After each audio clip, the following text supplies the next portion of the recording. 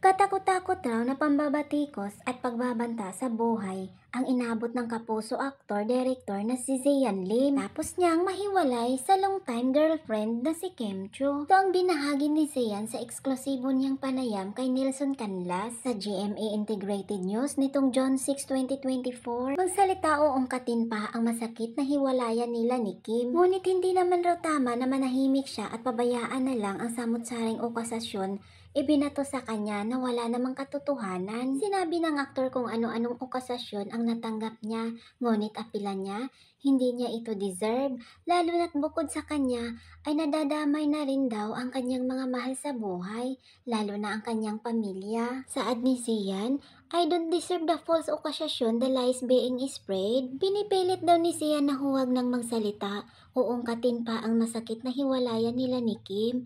Ngunit hindi naman raw tama na manahimik siya at pabayaan na lang samut-saring okasasyong ibinato sa kanya na wala namang katotohanan. I work really hard, we are all working really hard. I don't want to be defined by what happened with my breakup or my previous relationship. I don't want to be defined by what happened people are saying about me.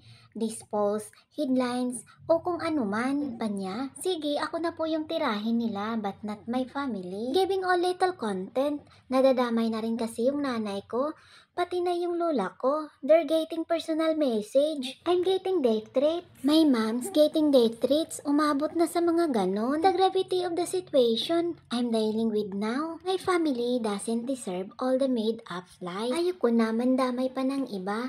Naiintindihan naman daw ni Zian ang lungkot at sakit nararamdaman ng kanilang mga fans nang malaman ng mga itong nagwakas na ang 12 taon nilang relasyon. Ngunit may isa raw tila na nakalimutan ang mga ito na sila ni Kim ang pinaka nasasaktan at naapektuhan ng nangyari. Kaya hindi niya malaman kung bakit hanggang ngayon ay hindi pa rin matuldukan ang mga naglalabasang espekulasyon sa kanilang paghihiwalay. Anya, sinabi nila na nag-iingay si Sian dahil may pelikula.